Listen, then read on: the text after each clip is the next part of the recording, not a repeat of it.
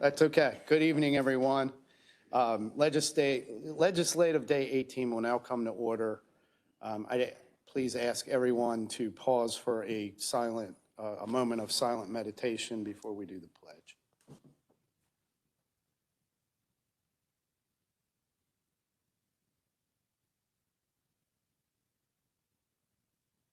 Thank you. Councilman Marks, could you lead us in the pledge tonight? I pledge allegiance To the flag of the United States of America, to the republic for which it stands, one nation, under God, indivisible, with liberty and justice for all. Okay. I see Councilman Crandall is online, and I think Councilman Catch is somewhere in the, is he on yet? Okay. He was on, Mr. Chair, but he's I know he was. Have some connection problems. Okay. Well, he's just not pictured yet. Okay. Is there a motion to approve the journal for the meeting of October 20th, 2025? So moved. Second? All in favor? Aye. Okay. Journal is approved. Thank you, Councilman Crandall. Enrollment of bills. Bill 6725 was passed by the council, signed by the executive, and is hereby enrolled. Mr. Secretary, will you now read all bills for introduction? Certainly, Mr. Chair.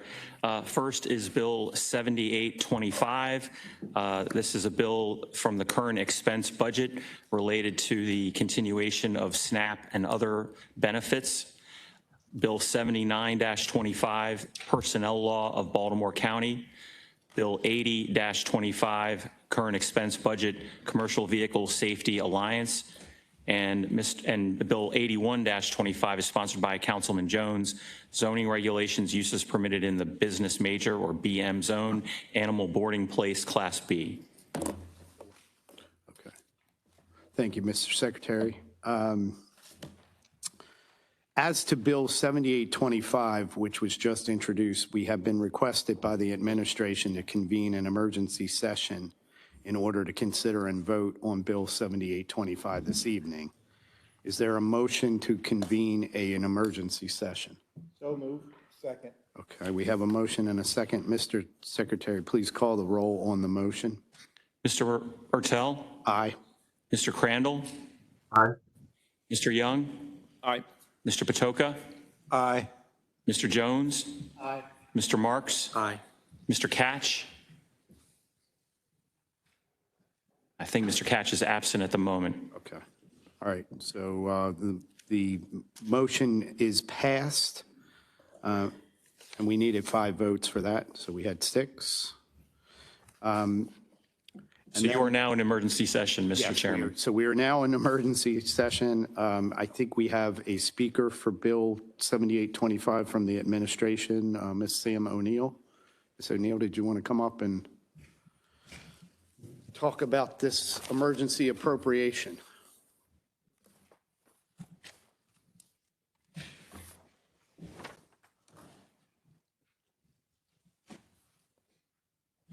I think in your books, Mr. Chairman, you should have a note that was put out by the auditor's office for this, if you need to refer to that. And they were able to put this together very, very quickly. Okay. Yes. Good evening, Ms. Floor is yours. Thank you, Mr. Chair. Good evening, Mr. Chair, members of the council. For the record, my name is Sam O'Neill, and I serve as Deputy Administrative Officer for Health and Community Services. I'm here tonight to ask you for your support of Bill 7825 in recognition of the temporary and emergency relief the administration hopes to provide to the tens of thousands of Baltimore County residents who rely on federal SNAP benefits each month.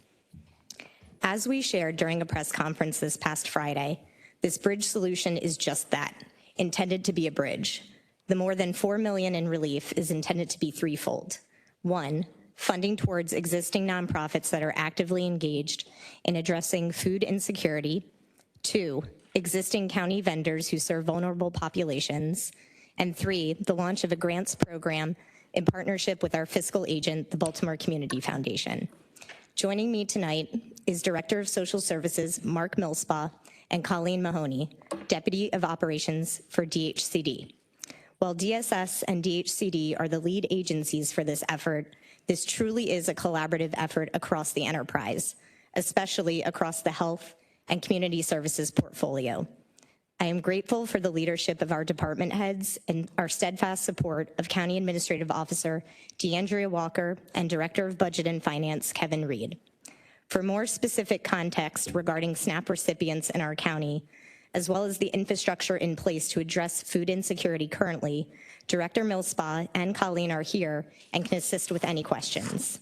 Finally, should the federal shutdown conclude, or there is more certainty regarding the immediate availability of SNAP benefits, we will turn off this relief valve and the funding will lapse back into the general fund. On behalf of the administration, we sincerely appreciate your support and partnership as we work together to find solutions in a time in our country where people seem more divided than ever. Thank you for your consideration, and I would be happy to take any questions. Are there questions from the members? Yes. Councilman Jones. Well, thank you so much for being here. I just had a question. I am certainly in support of what we are doing, but I am curious, was there any thought as to making direct payments to the SNAP recipients in Baltimore County? I know it couldn't be what the federal government was giving, but was there any thought to putting it on their cards? The ability to actually upload funding to cards is something the local government can't control. In terms of emergency support, we can provide. I can actually bring up I elevated you, Mark, Director Millspaugh from Social Services to talk about emergency relief. We do, this body has actually seen through gift cards, food cards, things of that nature. But Mark, if you want to come up and address that question. Be very, very intentional about what I Chairman Ertel and council members. I'm Mark Millspaugh, Director of the Department of Social Services. So the SNAP benefits are deposited onto the electronic benefit cards, as you say, Councilman Jones, through a partnership between the State of Maryland Department of Human Services and a vendor, Conduent, which is does this service for, I think, about 30 of the states.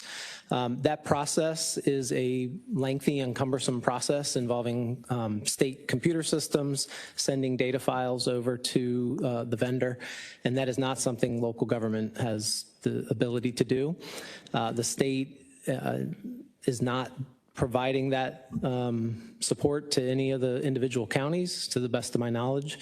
And so there was no way to directly deposit county funds onto the EBT cards through the state EBT system. So I guess my next question would be, we have a lot of people that are going to be in need. How do we notify them, other than what we're doing, that there's a process for them to go and get food? In other words, a lot of these organizations, I'm very aware of what they do. In fact, on the board of CAN, full disclosure, and I know that we are out providing tremendous service to a lot of people.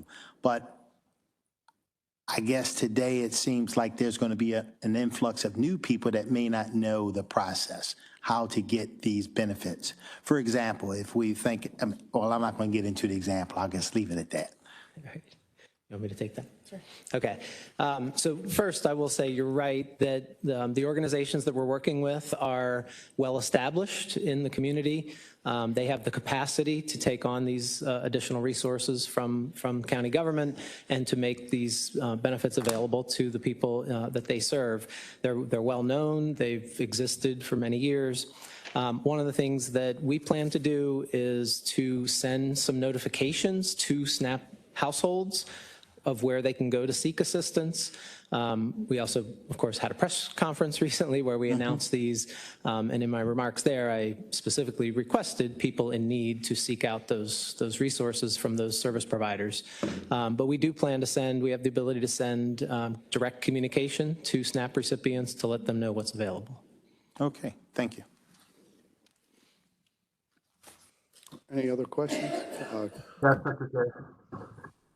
Councilman Crandall, did you have a question? I did, Mr. Chair. Thank you. I'm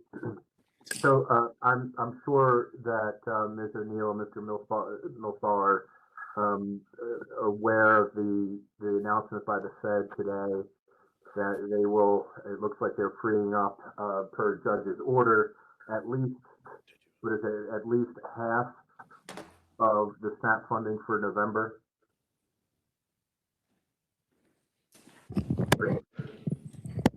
Yes, sir, we are aware. Okay, so and I guess Ms. O'Neill, you kind of answered the question I was heading into this emergency session with, which was if the Fed is going to restore the funding, then does this emergency measure really make sense? But the fact that there is a turnoff switch should funding be applied back to its full and historic measure, then the county's no longer going to be expending that money. So did I hear you correctly on that? Yes, sir. Okay, so we can help with a stopgap here for folks receiving half of what they have usually received. But this doesn't go on in perpetuity. Should the federal government get their act together? Yeah, that's right. I mean, the ground is shifting very rapidly every single day. So this really preserves an option for Baltimore County government. Okay, understood. All right, thank you. Thank you, Mr. Chair. Yes, thank you, Councilman Crandall. Councilman Young? Thank you, Mr. Chairman. One, thank you for the conversation leading up to tonight, and appreciate what we're all working together to accomplish. In the bill, it mentions, and you already referenced this, and I think Councilman Crandall referred to it as well, about turning off the faucet. It does state that the county and the organizations will require that the organization to return any unspent funds should the federal government reopen. Though I know that this isn't the intent, I just want to make sure that the process for an organization that has received funding and may have spent either a portion of it prior to the government reopening, but still having a balance left, they would not be allowed to spend the remainder of that balance for any activities related to food assistance after the date that the government reopens. Is that, I just want to make sure that we're not trying to pigeonhole them and that the process for returning funds that are required by the bill are done. That's all. We're going to do musical chairs now, council member. It's a great question. So Colleen Mahoney can speak to sort of the logistics of the grant agreement, precisely. Good evening. I never thought that I would say that COVID was a good thing, but in this case, I believe COVID actually really prepared us well for these types of situations. With our grant agreements, we are planning on providing installments, so they would not get the entire amount up front. They would get about a third to start with. They would expend that money. They would then have to provide us with reconciliations of how that money was spent before they can get that second installment. And in the event, because yes, we've thought through all these scenarios about what happens if we give them money on a Monday and on Tuesday the government reopens, right? Essentially, we would expect that they would not continue to spend money post the date that the government reopened. There might be a couple instances where they've ordered something and then they actually have to fulfill that order and it would still go out to needy citizens. But generally speaking, every nonprofit that we have spoken to very much understands that this is a unfolding situation, that they are not entitled to any full amount of the grant, that it's going to be responsive and cautiously auditable when it comes to getting these funds out the door. And one, thank you for answering the question. I know that the fact that a lot of the folks that are going to be benefiting from this, or at least the organizations helping the county out and folks that are food insecure, have already worked with the county and are familiar with the process. So yeah, it's good that we've had this worked out through a previous emergency. And just wanted to put a plug in. Thank you for at least referencing in the documents related to the Spending Affordability Committee and how this won't be affecting our calculations because this is an ongoing spending or intended to be ongoing after the crisis is over. So thank you for the consideration and answering the questions. Thank you. Thank you, Councilman Young. Councilman Patoka. Thank you, Mr. Chair. And this question, I guess, for Colleen. So during the COVID pandemic, myself and my team, these folks over here, and Ashley Wallington, we all were deployed and partnering with faith-based institutions at minimum on a weekly basis, usually both days of the weekend and during the week, putting 17-pound boxes of produce in the cars that were lined up on streets. Do you see that kind of deployment in this effort while we're waiting for the federal government to figure out how to engage, how to get government working again? Because their failure, and all of them that have failed to really do their job, has really caused this. And I think what was it, Ms. O'Neill said that the pace is changing at the federal level. Well, I'm afraid that the posturing is changing on the federal level, not the pace. And it's really concerning to me and concerning to our ability to keep the people of this county and frankly the country from being hungry. It's an awful feeling. It's something in this nation should not happen. So during the global pandemic, we deployed every mechanism we had, and we couldn't have done it. Thank God, no pun intended. I was going to say thank God for the faith-based organizations, but we couldn't have done it without them because we didn't have the resources, we didn't have the hands. We partnered with these faith-based organizations, but they did the bulk of the organizational work. Organizations like who are being funded through this Student Support Network were partnered in a huge way, and others.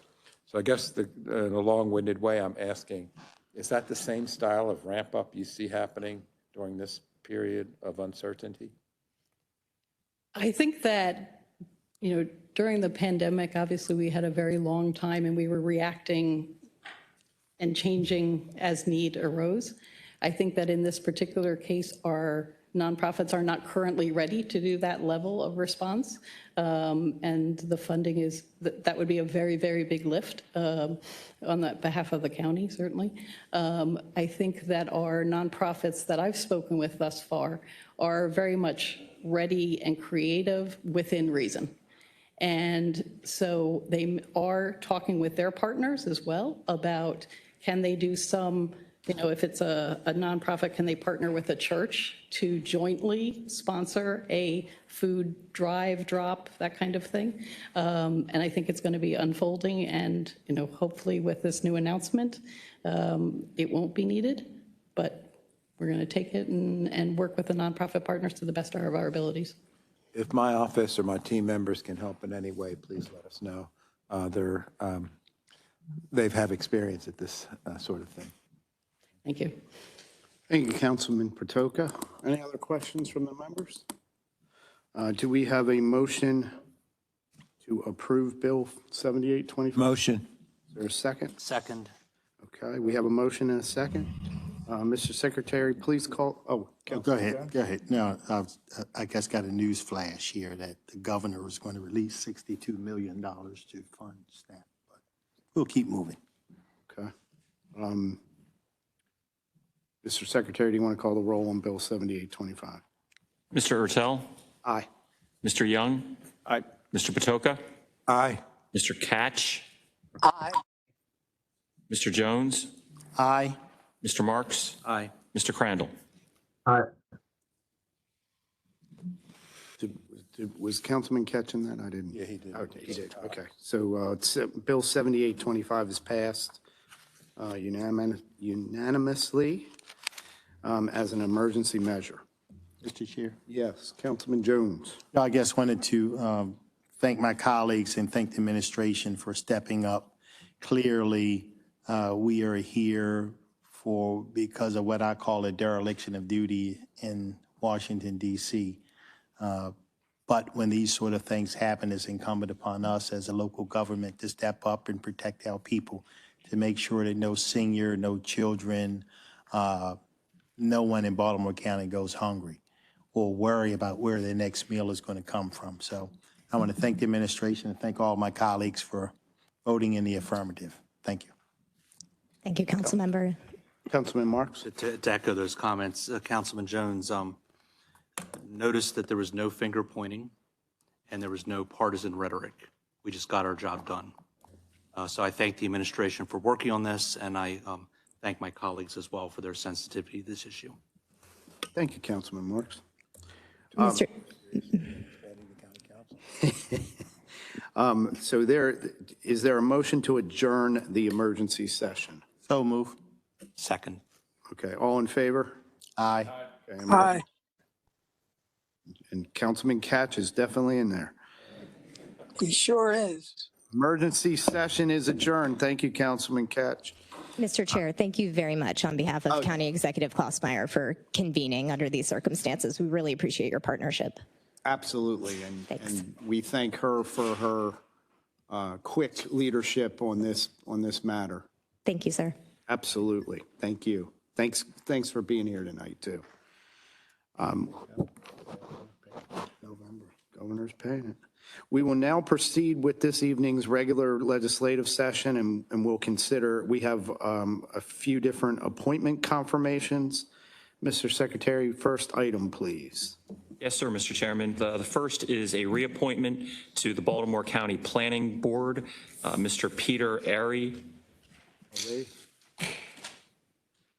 I think Peter's, he may be online, he might not, he was here at the work session, I know that. Yes. He's, okay, so I'll just say a few words. Peter Array is actually the 6th District Planning Board member. He was here at work session, has been a tireless volunteer to the county, and I'm very excited to be able to reappoint him. This is actually the first time I get to. He was originally appointed by Councilwoman Bevins, and I liked him, and we had a great rapport from the beginning, and I kept him on, and now I get to reappoint him. So I would hope my colleagues will support me in reappointing Mr. Airy. So unless there's any questions, is there a motion? I'll motion to approve. I'd like to second that. Okay, and Councilman Marks seconding. Mr. Secretary, please call the roll on the reappointment. Mr. Ertel? Aye. Mr. Patoka? Aye. Mr. Catch? Aye. Mr. Jones? Aye. Mr. Marks? Aye. Mr. Crandall? Aye. Mr. Young? Aye. Okay. Mr. Airy is reappointed. Congratulations, Peter, wherever you are tonight. And we have another appointment. Yes, sir. Next is also a reappointment to the Planning Board, Mr. Patoka's District 2 appointment of Mr. Mark Heckman. I don't know if Mr. Heckman's here either tonight. Councilman Patoka, did you want to say a few? Sure, happy to do quick so. words? I'll share this picture with you, Mr. Chair. That is a picture of me and Mr. Heckman years ago after he designed the police memorial his firm did on Argonne. And Mr. Secretary, I'll put this to be put into the record, this photo. No, Thank you. anyhow, Mr. Heckman has been an outstanding member of the Planning Board. He's not afraid to make a bold decision. He's an outstanding architect. He's well thought of in his field. He lives in Ruxton Riderwood area and has just been a solid professional. I'm glad that he has volunteered to be on the planning board or put his name forward for reappointment. And I urge my colleagues in voting in the affirmative on Mr. Heckman's reappointment. Councilman Patoka, did you want to, is there any questions from the members before we? I'll motion. I'll for second Mr. it. Heckman's reappointment. Mr. Secretary, please call the roll on the reappointment of Mr. Heckman. Mr. Ertel, Aye. Mr. Patoka, Aye. Mr. Catch, Aye. Mr. Young, Aye. Mr. Crandall, Aye. Mr. Jones, Aye. Mr. Marks. Okay, reappointment is confirmed. Congratulations, Mr. Heckman, wherever you might be tonight. I know our next person is here. I see him. Yes, Read this one. I'm sorry. Mr. Secretary. Next is the appointment, Mr. Councilman or Chairman Ertel's appointment to the Advisory Committee on Public School Capacity, Matthew Mark Klim. Mr. Klim, welcome. I saw your daughter. I was like, what's Caitlin doing here tonight? I'm like, oh, I forgot.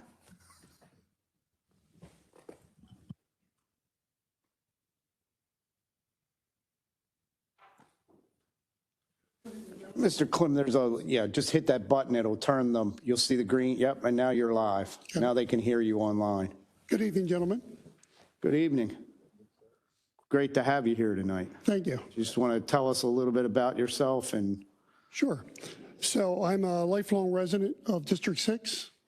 Been involved with Baltimore County Schools in one way or another since you mentioned my daughter Caitlin went to school. I've served on PTA boards. I've served on the board of Baltimore County PTA as an area vice president. Attended state conventions, national conventions for PTA. Most recently, my involvement has been in numerous community groups throughout the district, attending a lot of community meetings, listening to people, working with different communities. And now we're forming an alliance on that side so we can get more attention, hearing what people's complaints are, hearing what their compliments are. Most recently, and I think what I can bring to this is my background as a data analyst. So I currently, and I've been working for 7 years for one of the major casino companies in the state, and I do analyst of data all day long.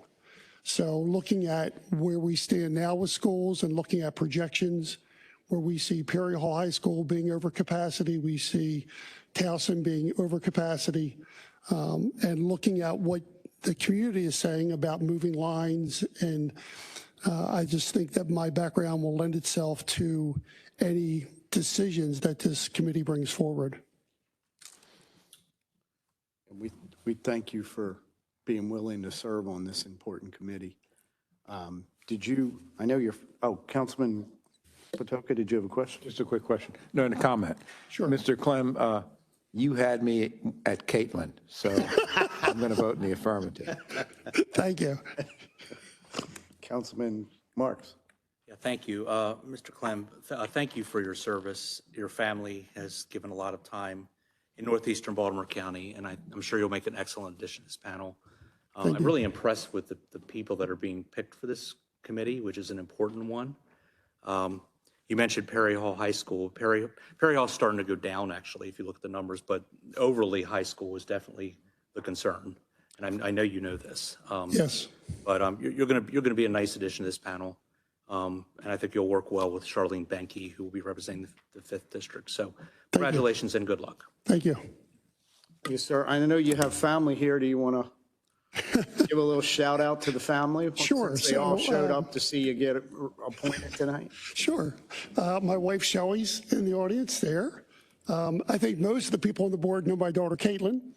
And she's probably what's really motivated me to do all this, is working with her and visiting other districts and working through the community.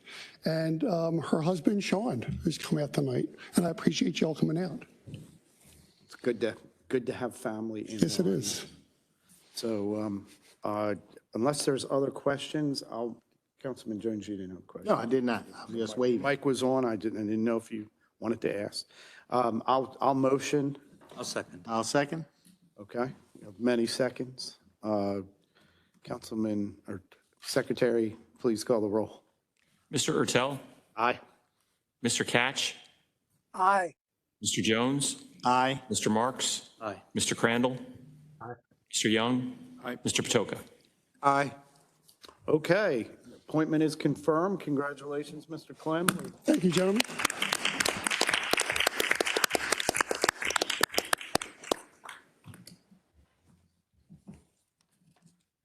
Okay, Next, thank you, Mr. sir. Next up, Mr. Next, Secretary. Mr. Chairman, is the appointment, Mr. Marks's, Councilman Marks's appointment to the same Advisory Committee on Public School Capacity, Charlene T. Benke, who I believe is online. Ms. Benke, how are you Good tonight? evening. Good evening, everybody. I would just like to share that I'm honored and with the opportunity to possibly serve on this committee that's charged with reviewing and advising on efforts to address and prevent public school overcrowding in Baltimore County. I bring 34 years of experience with Baltimore County Public Schools, including 15 years as a very proud school principal. I am now retired from BCPS, and I currently serve as the director of the Council of Administrative and Supervisory Employees, which is called CASE. Our role is to support those in leadership positions across BCPS. My service has also included participation on multiple boundary studies, notably the committee that developed the redistricting that allowed Honeygo Elementary School to open, where I served as the founding principal upon its opening in 2018. I am deeply committed to supporting thoughtful, data-informed solutions that ensure equitable access to quality learning environments for our students. And I will add that I have 3 adult children that all went to Baltimore County Public Schools. Thank you, Ms. Benke. Councilman Marks, did you? Yeah, thank you. Ms. Benke, thank you for your remarks. You will be an exceptional addition to this committee. Ms. Benke, can you just mention the schools where you were an educator? Oh, an educator. Now you're going to go really back, Mr. Marks. So I worked at Rogers Forge Elementary, which was in Towson in the early 90s. I worked at Victory Villa Elementary. I've worked at Oliver Beach Elementary, Seneca Elementary, Sussex Elementary. I then worked as the principal. I was the AP at Oliver Beach, principal of Seneca. I was principal of Vincent Farm Elementary School when it was our largest elementary school in Baltimore County back in the 2013, 14, 15 area. And we were over 900 students at that point. I then was appointed to open Honeygo Elementary School. Very good. Thank you for your service. It's a lot of experience, Councilman Marks. It's a lot of value. Councilman Jones? Yes, Ms. Benke, I just wanted to thank you for your service and thank you for your willingness to step up. I'm sure you're going to be a very valuable member of the committee, and we really appreciate the service. Thank you so much. Sure. Okay, is there a motion to approve the appointment of Ms. Benke? So moved. I'll second it. Or Councilman Jones, second, and Mr. Secretary, please call the roll. Mr. Ertel? Aye. Mr. Jones? Aye. Mr. Marks? Aye. Mr. Crandall? Aye. Mr. Young? Aye. Mr. Patoka? Aye. Mr. Catch? Aye. Okay, the appointment is confirmed. Congratulations, Ms. Benke. Thank you.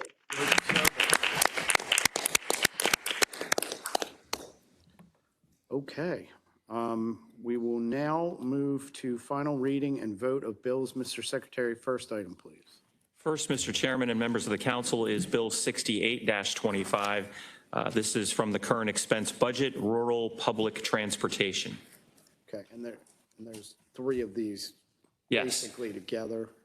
correct. We don't necessarily, does anyone need, I don't know, it looks like Mr. Russell's here tonight. I don't know that we need any testimony on it. We heard it at work session unless anyone has a question. None. None? Okay. Is there a motion to approve Bill 6820? Mr. Chairman, there is an amendment there. Oh, there's an There are amendment some on this. technical amendments Yes, on okay. each of those bills. Okay, do you want to read the? Sure.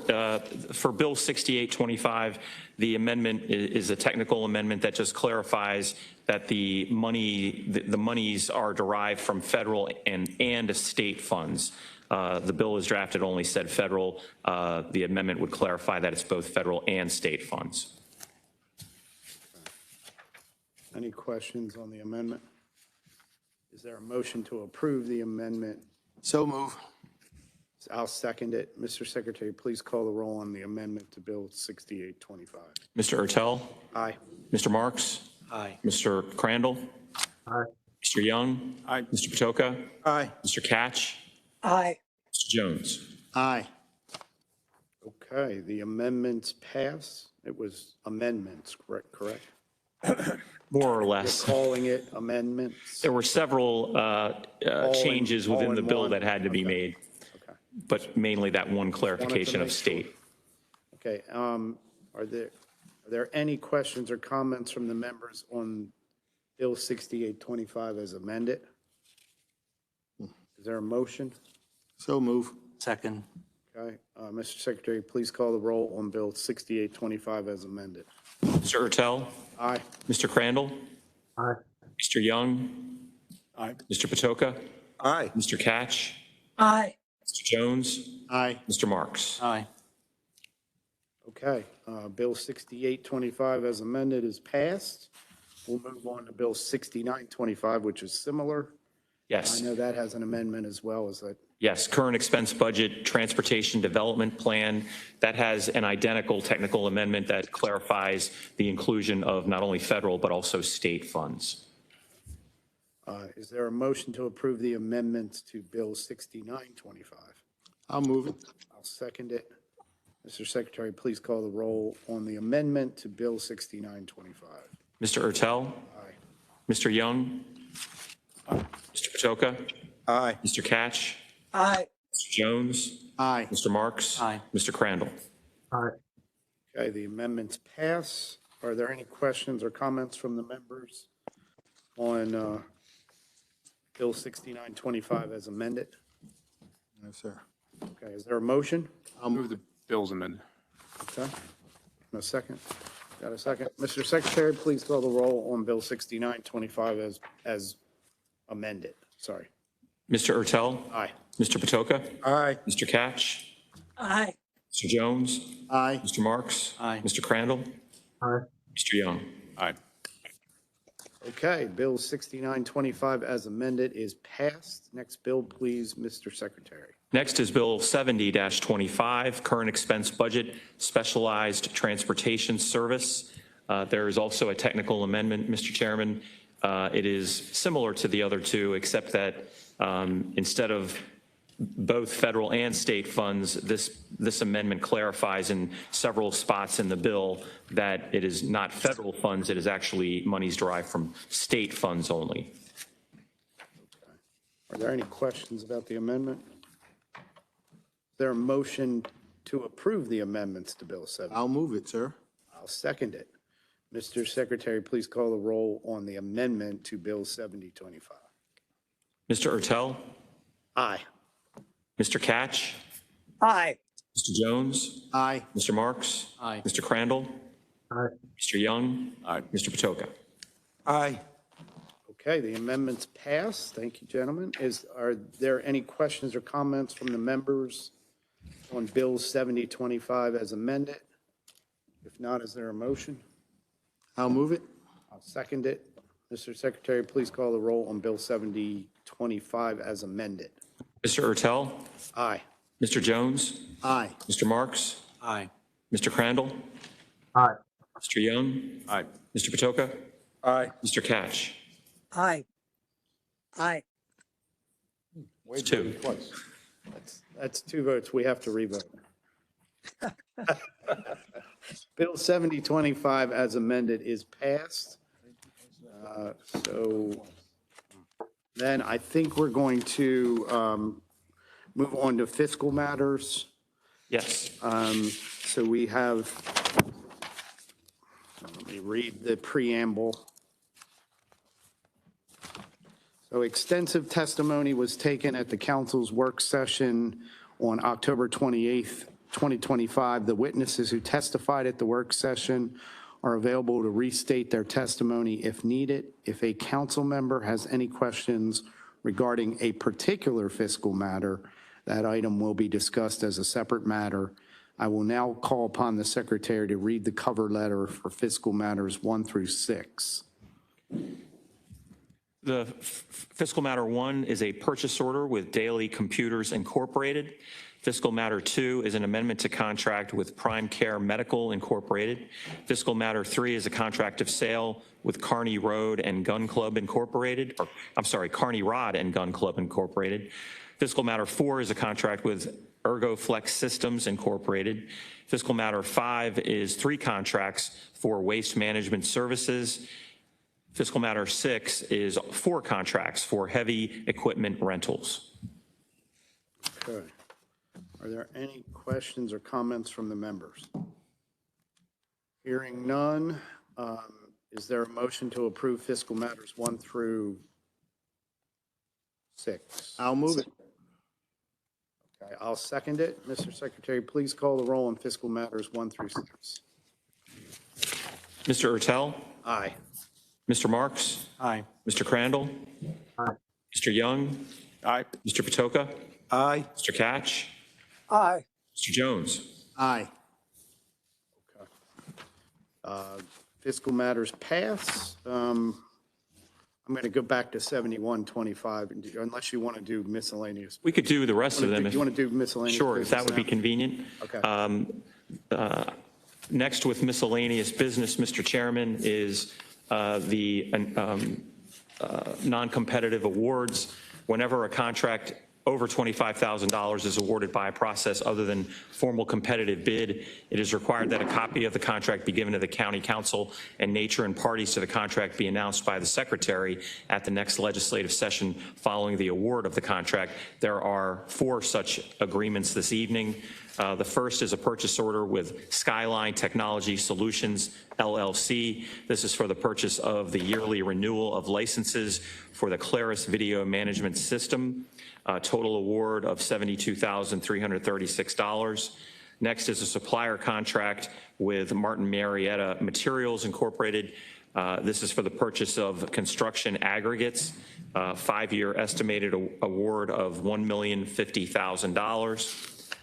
Next is a purchase order with Vislink LLC. This is for the purchase of downlink software for the police department's new mobile command post. Award total of $52,000. And the final one is a supplier contract. This is a supplier contract amendment with EMS Technology Solutions LLC. This is for operative IQ software for the fire department's inventory management system. And the amendment will add 5 additional 1-year renewals through May 27, 2030.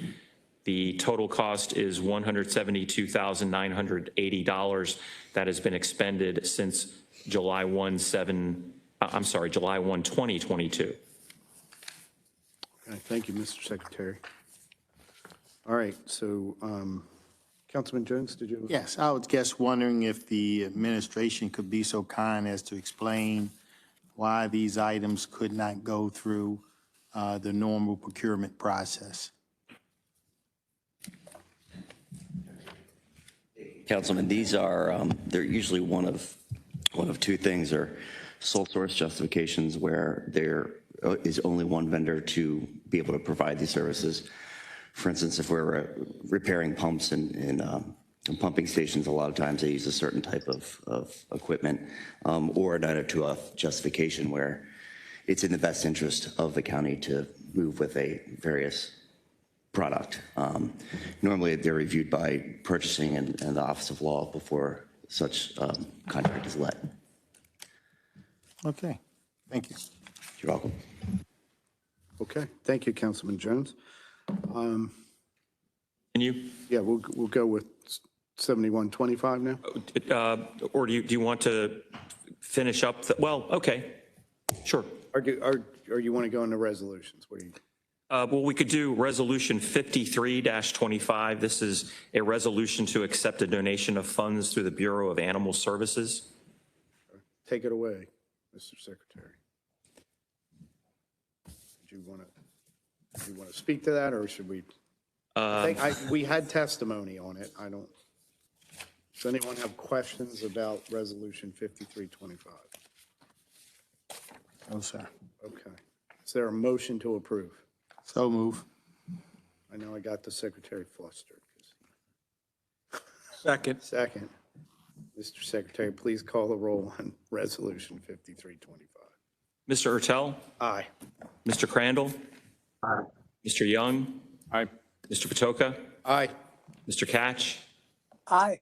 Mr. Jones, Aye. Mr. Marks. Aye. Okay, Resolution 5325 passes.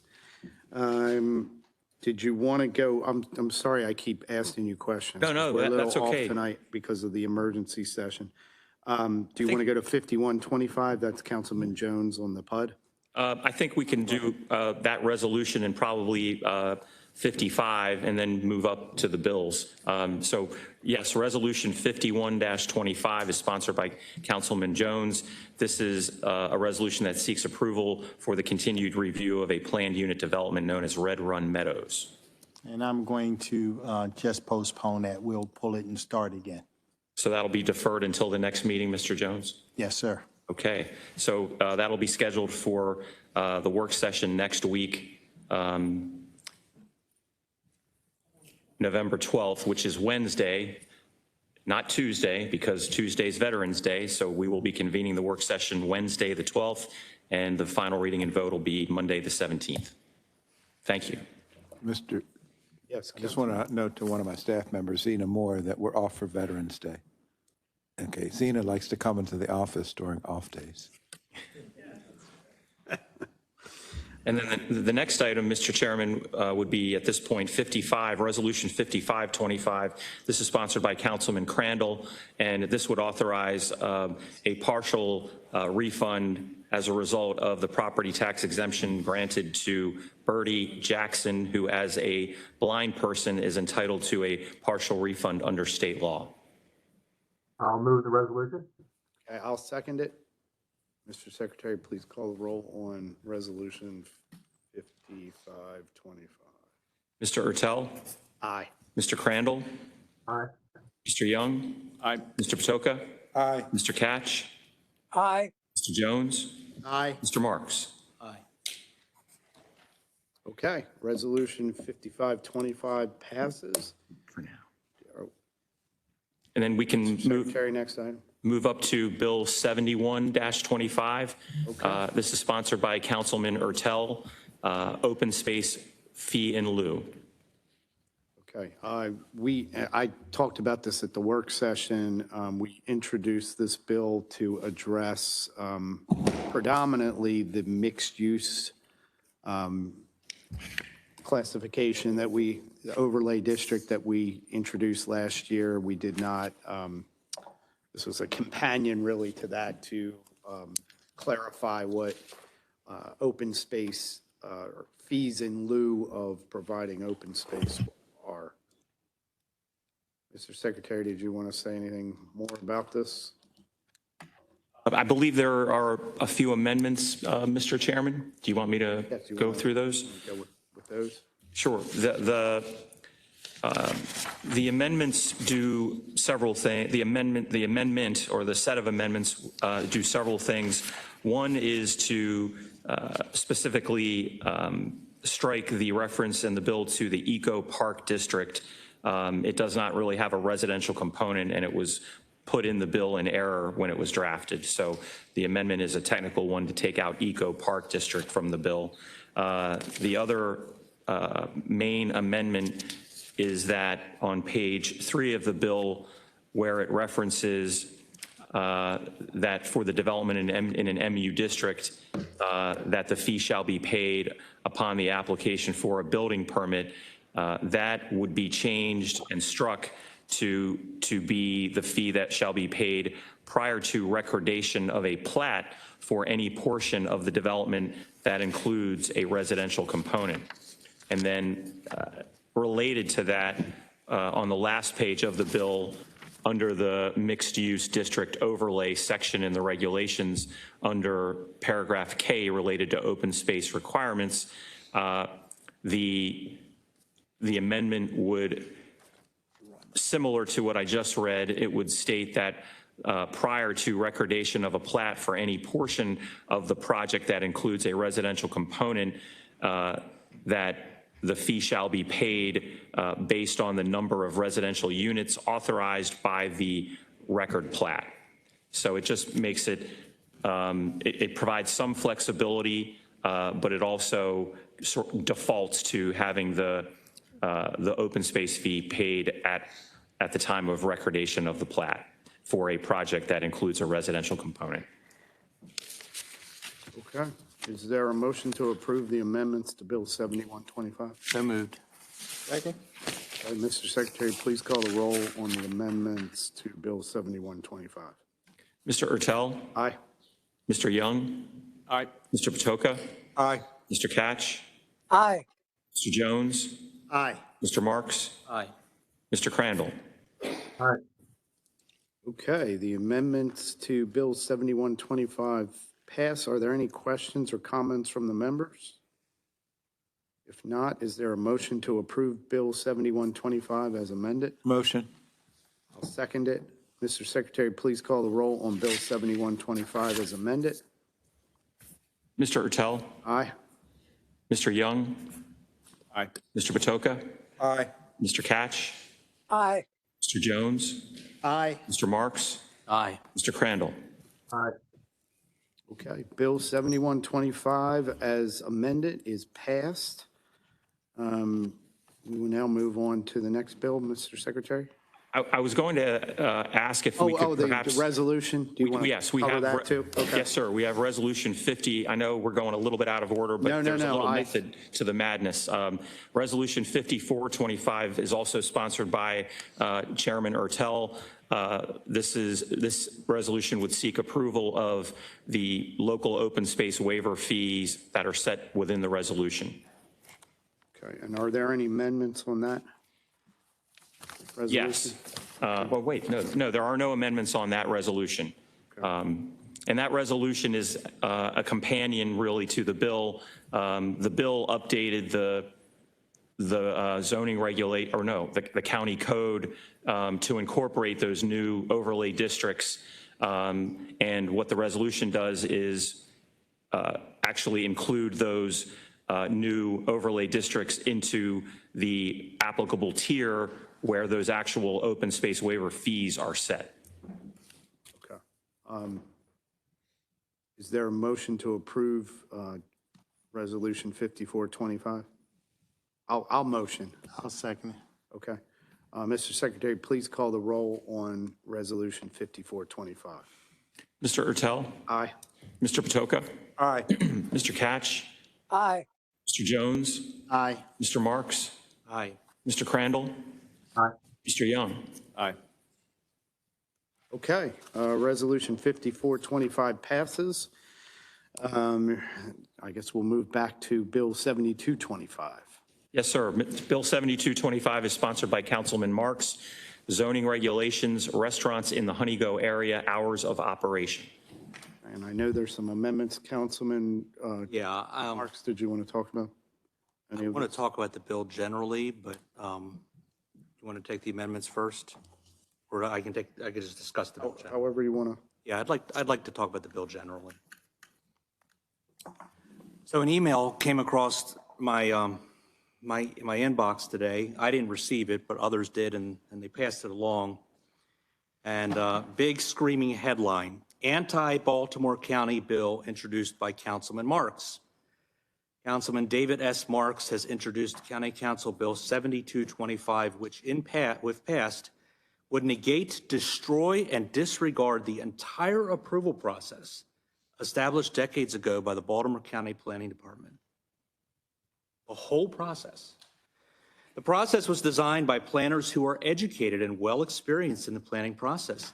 It was not created by elected officials more concerned about getting reelected and being popular than with the future of Baltimore County. So, you know, that's all we care about, right? That's all we care about.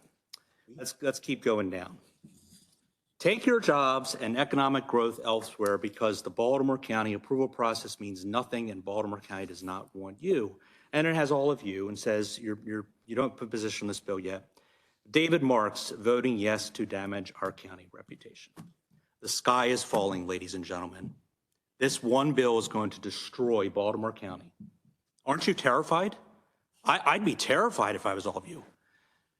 You know, I have represented the 3 of the fastest growing communities in this county, Towson, Middle River, and Honeygo. But the author of this email, who styles himself as a player in Baltimore County politics, doesn't ever seem to acknowledge that. So, you know, you all get it. You all bring forward legislation that tries to help your constituents. And, you know, I never impugn your reputation because I think you're doing the right thing, and I voted with you.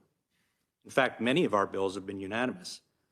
I'm just going to, you know, there have been a lot of bills passed by this council and previous councils this year and earlier that have a more specific focus than this bill.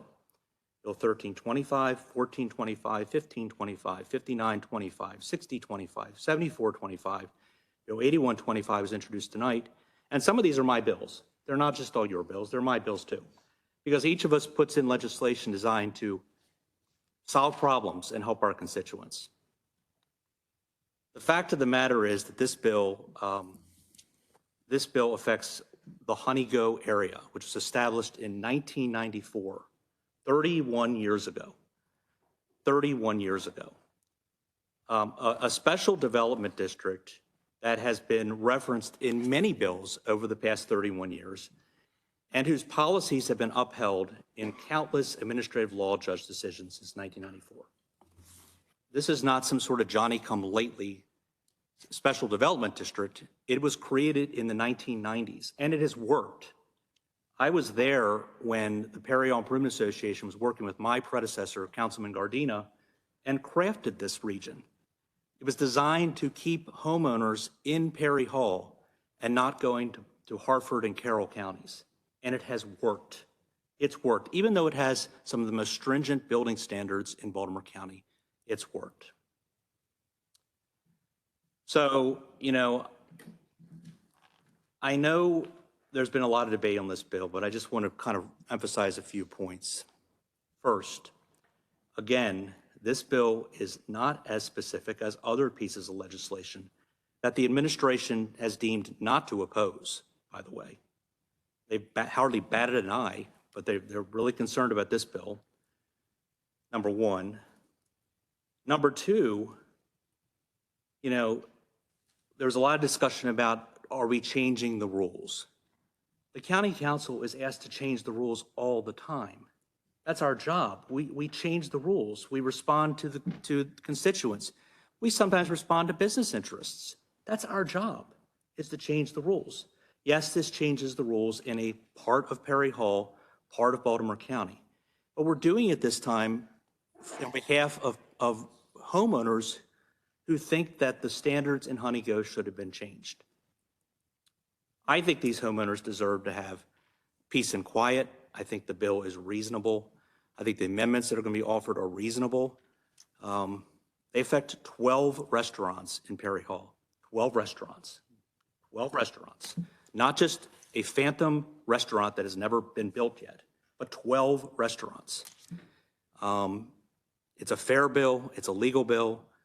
I have a feeling I know the trajectory of the legislation, but it's my job as Perry Hall's councilman to try to do the best that I can do for my constituents.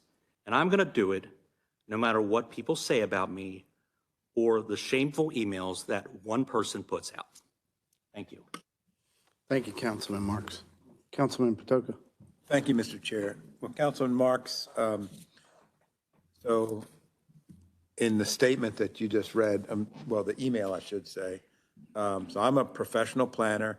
I'm an elected official, so I fall into two categories of what was described in your email, and I'm just appalled that someone would send that to you. Oh, he said it to me. I'm on his mailing list. Okay. He sent it to others. Okay, I didn't receive it, but it's appalling. Who would have the audacity to send something like that? It's just appalling to me, because there are so many elements to making our county healthy and strong, both on the community side and the economic growth side. And we, as council members and the planning department as planners, have to find that balance. That's why we have a planning department. That's why we have elected officials. And if you did not advocate for your communities, you shouldn't be on this council. I'm going to say that again. If you're on this council and you don't advocate for your communities, you're in the wrong place. That's our job. Otherwise, we would just have a county executive. Why do you need to break up that geography? You need to break up that geography because you need to have a local level advocate. That's what we are. That's what we do. And the way to do it, and I know Councilman Marks, Councilman Nartell followed this. We go to community meetings, a lot of community meetings. Sometimes we go to community meetings multiple times. Right after our council meeting, we go to community meetings. And so we get a gauge. What is the community sentiment out there? And then we try to craft legislation or kind of weave legislation to address what we hear out in communities. That's what we do for a living, folks. And so I applaud you for addressing the needs of your community. Thank you, Councilman Patoka. Councilman Jones. Yes, I guess like all of us, we get emails. Some of them are mean-spirited, some of them are not pleasant, but we get emails. You got to sort of let it roll off your back and keep moving. So, our time is very valuable. I don't want to spend too much time talking about one particular email. But what I would like to talk about is the issue up there in Perry Hall as it relates to the restaurants. Now, I certainly care a great deal about the citizens who live there. And we want them to be able to live there in peace and harmony and have, enjoy their homes. But at the same time, we have to, we have a situation where we make the rules, we make the laws, but once we make them, they should matter. I am confident that the developer and the Denny's operator will work with the citizens to do the very best they can in terms of cutting down any unnecessary noise or traffic. The fact that it's beside a Wawa is not lost on me. A Wawa produces somewhere around 80,000 cars a month. And I'll be quite frank, I think a Denny's is a very, very good restaurant. And, of all the restaurants that I could pick, just the fact that it doesn't serve alcohol is a good thing for me. Now, about the other 12 restaurants that are in the area, I don't think it's fair to them to, having been operating for many, many years, to all of a sudden have to change the way they operate. And I guess don't think that at this particular time, when we are under attack by the federal government, when the federal government owes us millions of dollars for our schools, at a time when we don't have money to put a library in Middle River, this is not the time to put the brakes on economic development. We need as much business revenue as we can so that we can continue to enjoy the quality of life we all come to expect here in Baltimore County. So for those reasons, I'm finding it very difficult for me to vote for this bill. I recognize that, we have a longstanding obligation to do what is in the best interest of all the citizens of Baltimore County, including the people who live in a particular neighborhood. And I really believe that there's much worse things that can go there besides a Denny's. Okay. Thank you. Thank you, Councilman Jones. Councilman Marks? Thank you. Regarding the 12 restaurants in the Honeygo area, they currently close at or before 11 p.m. And the amendment that I was going to offer with would have had a closure that would have certainly considered that.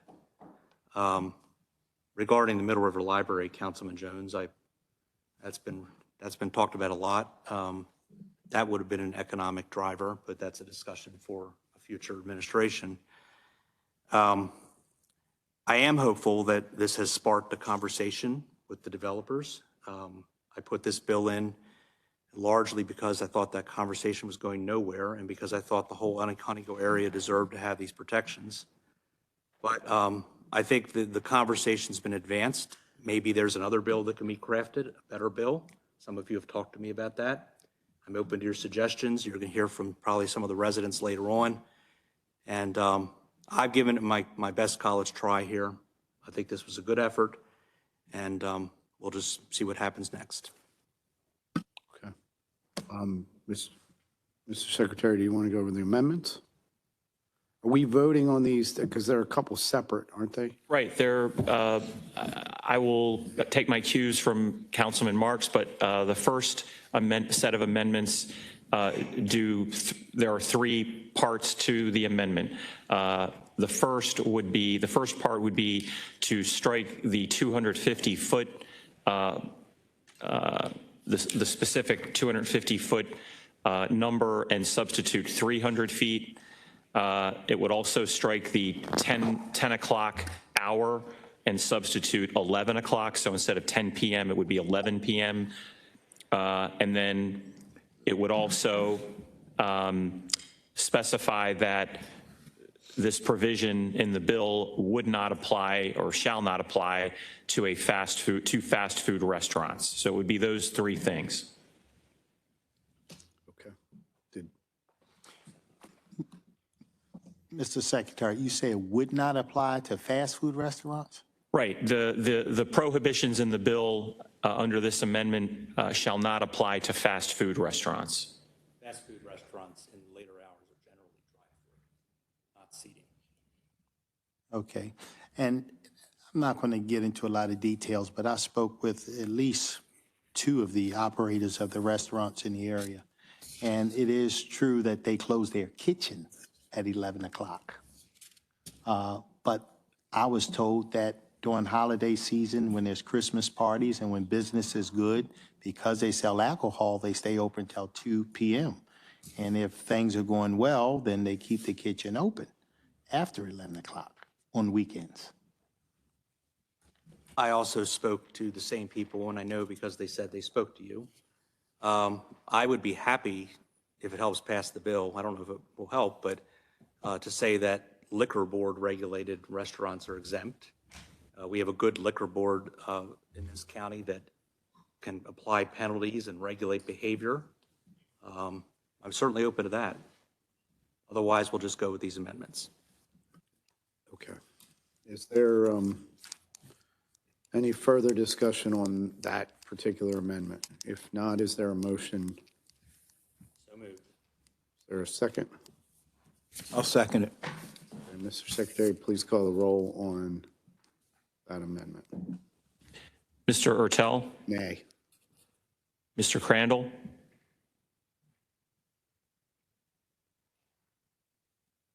Aye. Mr. Young? No. Mr. Patoka? Aye. Mr. Catch? Aye. Mr. Jones? Aye. Mr. Marks? Okay, that amendment passes. Is there, does that negate other amendments or? I don't, should I move forward? Okay. The next amendment, Mr. Chairman and members of the council, would state that the provisions of the bill, the prohibition on the hours would not apply or shall not apply to restaurants that hold a liquor license. That's what I was referring Did we just do that? No. No, the amendment that was passed indicated that this paragraph shall not apply to fast food restaurants. This amendment before you offered by Councilman Marks, would also include restaurants that hold a liquor license. So what he suggested was never moved on to a restaurant that's under the jurisdiction of the liquor board. It's in this amendment. This is that. Right, I know that. It's never mind. Okay, thank you. Thank you, Councilman Ketch. Do we have a motion? I'll move it. Okay, I'll second it. Mr. Ertel? Aye. Mr. Young? Aye. Mr. Patoka? Aye. Mr. Catch?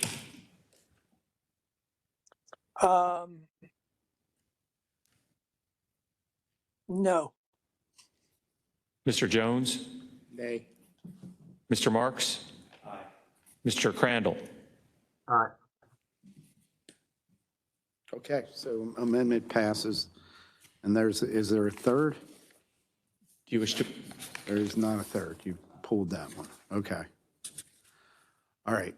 So Bill 7225 as amended is in front of us. Are there any questions about the bill? Councilman Patoka. And if I may, I can, so now that the amendments have passed, to put it in context. Okay, that would be great. The bill would state then that in the eastern and western sub-areas of the Honeygo area, a standard restaurant that is located within 300 feet of a residential building may not operate between the hours of 11 p.m. and 5 a.m. This paragraph shall not apply to fast food restaurants and restaurants that hold a liquor license. So, Councilman Jones? so when we think about fast food restaurants, I know what is customary, as you said, many of them will only have drive-throughs. But is there anything to say they would have to have only the drive-through open? I mean, I guess I'm thinking, when I think about restaurants, Denny's in my mind is a much higher level, family-oriented establishment versus any fast food restaurant, and nothing that would make them close earlier than 11 o'clock, right?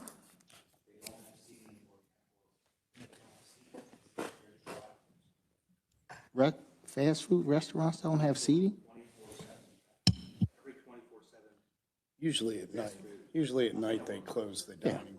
But 24/7 fast food restaurants I know of only have the drive-through. It's 24/7.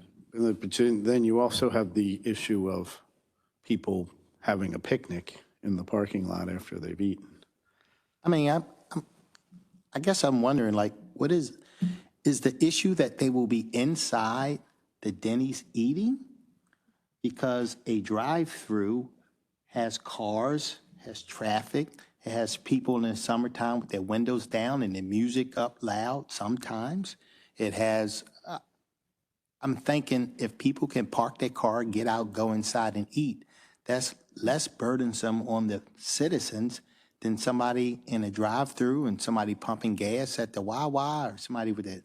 You know, sometimes I was once young, but now I pull up beside people and sometimes their music is loud and I'm thinking, okay, that was me once upon a time. Now I'm a little more caring about what other people hear, but some people with the motorcycles and they all have music. And I'm thinking,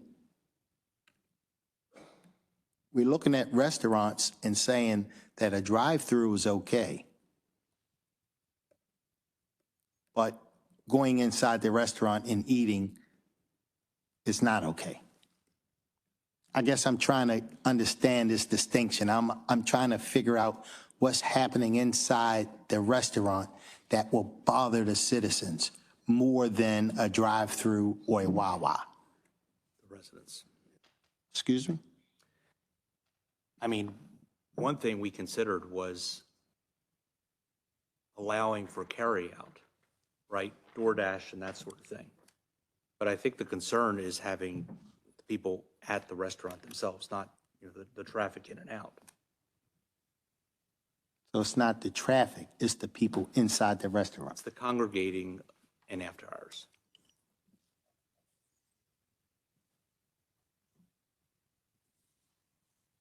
Probably not listening to the Commodores either. Sure.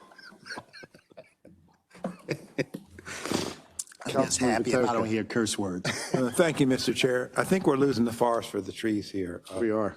The real issue here is, this is a really, really difficult issue, and I applaud Councilman Marks for bringing this forward. And for me, I've taken it very seriously. And to me, been looking at this issue through two lenses. One is a good government lens. How do we apply good government here? And then also communities first lens. How do we elevate the priority of the wishes of our residents, our neighborhoods? And so this is where the two meet. And so I wanted to think through this carefully. I consulted with my friend Pat Keller, who's president of the Perry Hall Improvement Association. He was consulting with me, not as the president, but just as an old planner friend.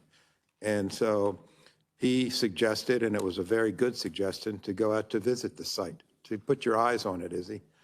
Pat could always look at a plan and visualize it much better than I could. So I took his advice, went out and looked at the site. And so it's a big site. Looks like a big parking lot. And there's a neighborhood of 45 houses right there, pretty much right up to it. So I think there's a way to thread this needle. And actually, if anybody's interested, I took video of the site. I don't know if I can put that into the record, Mr. Secretary, but walked the site, took video of it, and it appears that there's an opportunity through the development process to make this work for both parties. And so along let me get my streets right here, along the side, Councilman Marks, correct me if I'm missing the geography, but along the Honeygo Boulevard side where there's a Wawa, a Valvoline, and look like a car wash or something. The north-south corridor. Yeah. So in that corridor, and then the houses, the 45 units are next to that. I think it's Marketplace. And then there's a big parking lot that abuts the community. So I'm thinking that there seems to be, and I talked with Pat through this, there seems to be enough area, I believe. I haven't seen the full footprint. I think Mr. Latshaw handed some materials out last week that might have shown some footprint of the building. But I think that there are three what appear to be parking management bump outs. If any of the residents are here can affirm that. So there are three islands that have grass in them. So they've got soil in them. So there's an opportunity to plant big trees in them.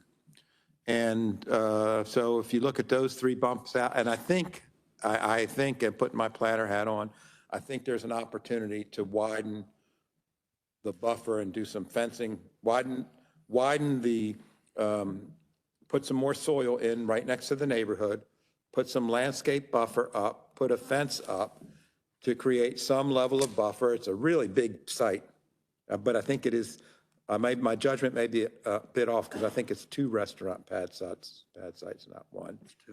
But I do think that along that whole stretch that is parallel to Bel Air Road and perpendicular to Honeygo, that there's an opportunity to create a landscape buffer and also a fencing buffer, a physical buffer that may give the community some relief. And so I would suggest to my colleagues and Councilman Marks, I think that is possible. And so I applaud your efforts. I'm going to vote in opposition to your bill, but I would love to join you in creating a new bill that would create landscape requirements, stronger landscape requirements in the Honeygo area and maybe countywide where you do have an operation that's different than some of the operations. Maybe we specify it as a 24-hour. I don't know what the variables will be and what the parameters will be, but I'm happy to join you, Councilman Marks, in trying to dive into this. So thank you, Mr. Chair, for giving me a moment to speak. Absolutely. Thank you, Councilman Patoka. Councilman Jones, you good? No, just But I said I'm confident that the developer and the operator of the Denny's will work with the community to come up with something. Councilman Marks, any other? So we have the amendments are passed. So, Just one other comment, Mr. Chair. yes, Councilman Patoka. So in the spirit of what a new bill might look like, I would ask for the development team, for the property owners and the developer, and the county's development review team to consider what, the suggestions of having significant landscape buffer, maximizing vegetative uses, big trees, not little ones, big ones. I saw, just for example, on one of the island sites was one, I'm going to say slightly pitiful tree. That's not what I'm talking about. I'm talking about big trees, big ones, big vegetation, real buffers. Thank you, Mr. Chair. Yes. Thank you, Councilman Patoka. It does seem like we've had some issues in front of us recently where a developer, especially with mixed use around it, we really need to look at how we do things and buffer them. I know I spent a lot of time in Howard County, and we joke down there that everything's behind the berm. And often there are literally homes on one side of an artificially built hillside, and then on the other side there's commercial. And unless you climb the hill, you'd never know what was on the other side of those. And I think we need to do some more, especially as land gets more and more scarce in the county. We have to make spaces more livable for everyone. We can't turn businesses away, but we also don't want to destroy the quality of life of the peace that people have often. And often it doesn't take a lot to be able to make things a lot better for people. And that's probably what we need to see happen here. So to your point, Mr. Chair, maybe we need to look at this beyond Honeygo. Wide. Probably so. Was that Councilman Ketch or Crandall? Any comments there? Okay. I guess. So we have the bill in front of us with the amendments. Is there a motion? So moved. I'll second it. Mr. Secretary, can you please call the roll on Bill 7225 as amended? Mr. Ertel. Nay. Mr. Marks. Aye. Mr. Crandall. Aye. Mr. Young. No. Mr. Patoka. Mr. Catch. Aye.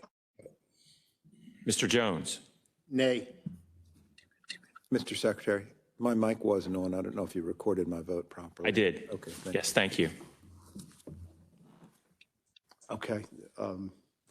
The Bill 7225 as amended does not pass. Hopefully, we can come up with a solution that will allow for the Denny's to be there, but also gives the neighbors some peace of mind and some buffer to this site. Okay. I don't know if there's anything else in front of us, is there? The rest is just introductory. You want to go through the, yeah, we resolutions. have a few resolutions that are being introduced tonight. Yes, sir. And I'd be happy to read them. Okay. Thank you, Mr. Secretary. Sure. First is Resolution 56-25. This is to authorize a payment in lieu of property taxes or pilot LRO Apartments 4 LLC. Resolution 57-25 seeks council approval of a loan with LRO Apartments 4 LLC located at 8712 Lochraven Boulevard in Towson.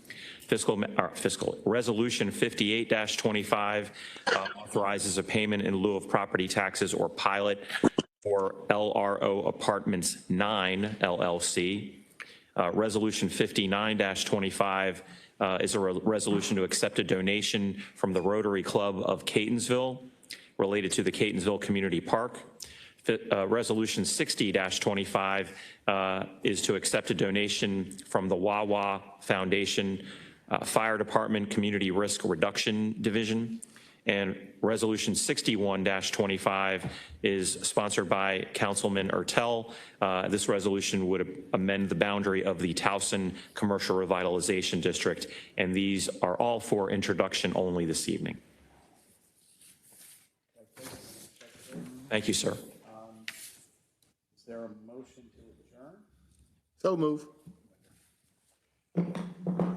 Is there a motion to adjourn? And we had a motion from Councilman Jones. I'll second that. All in favor? Aye.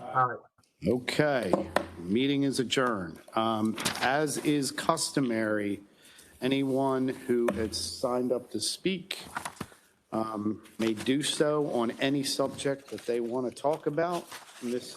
Belcastro, do we have any speakers tonight? I think we have a few. Yes, Mr. Chair, our Yeah, first. and Councilman Patoka had something he wanted to talk about, so we'll let him, since he's on the council, we'll let him speak first, and then we'll go with all our speakers. Thank you, Mr. Chair, and thank you, Ms. Belcastro. Just wanted to speak on something that's very concerning to me. It's really disturbing over the weekend to learn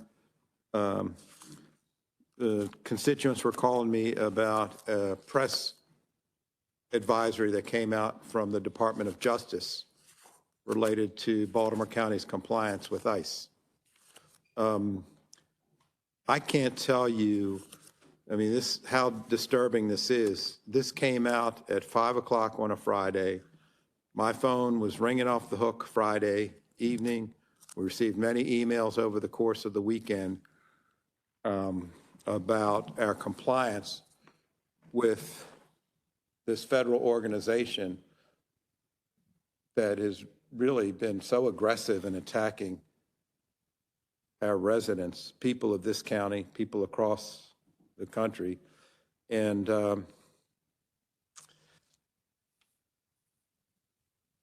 was just disturbed that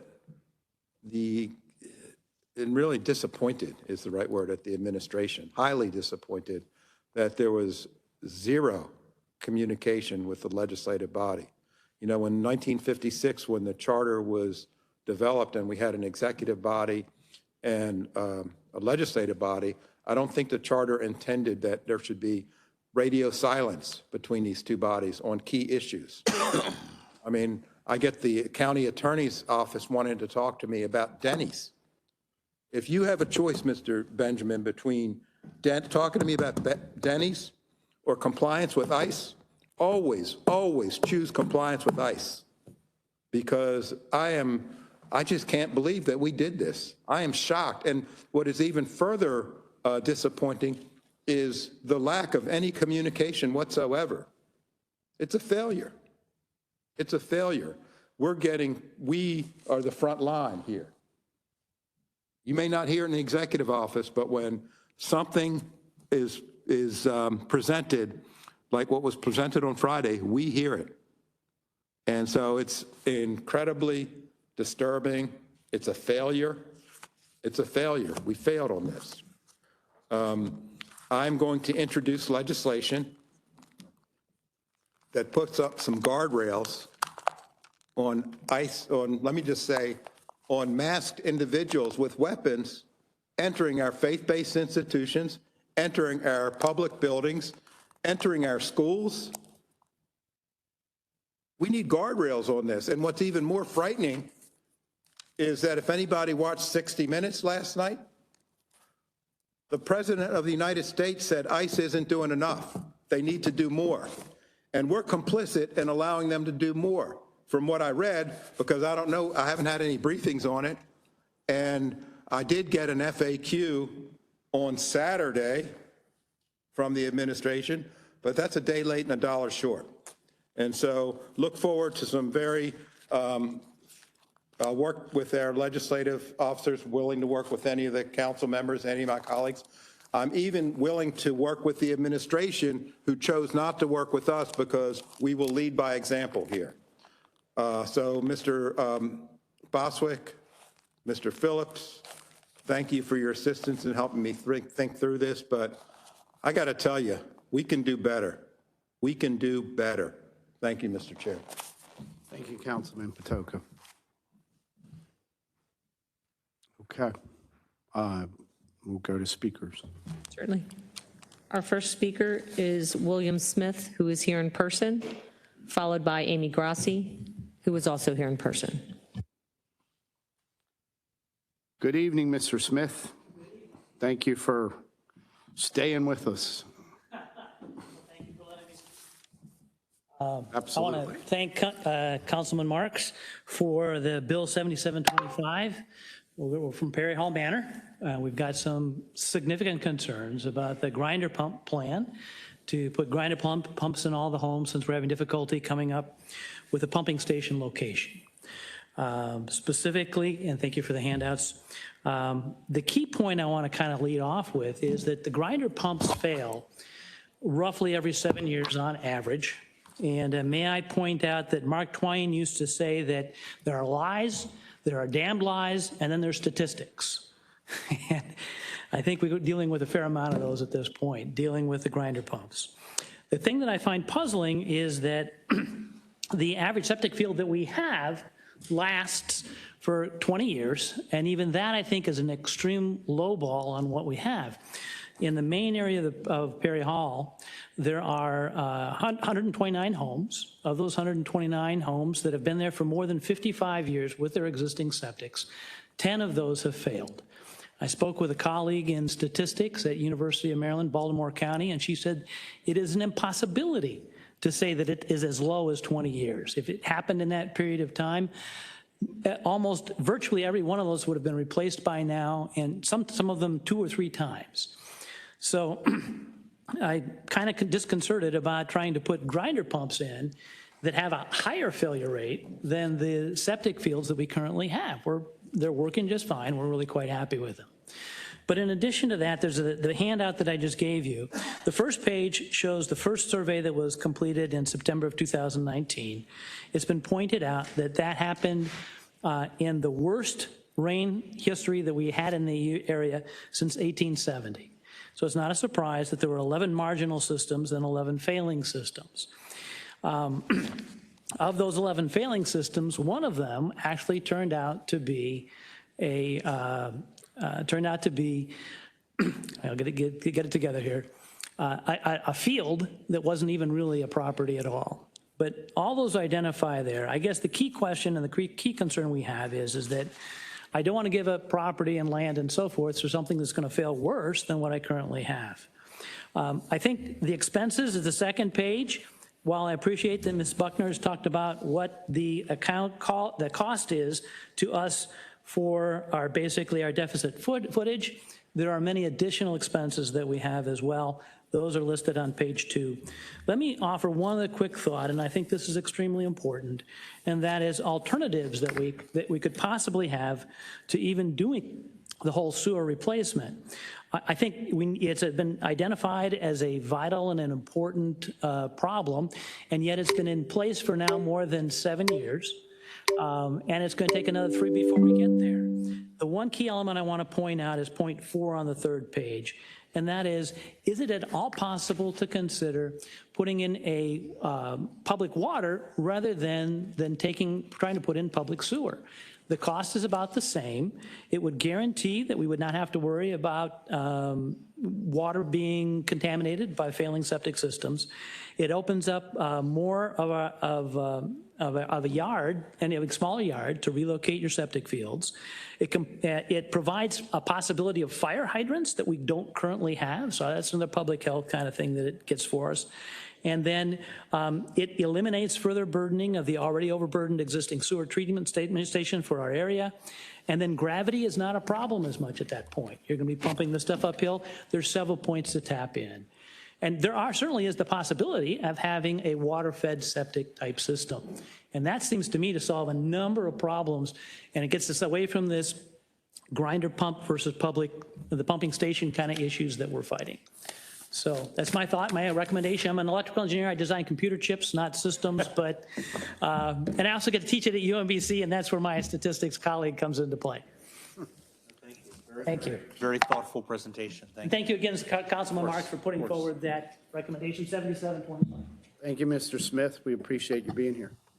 Next is Amy Grassi, followed by Grassi, how are you? Sharonda Huffman, who is on virtually.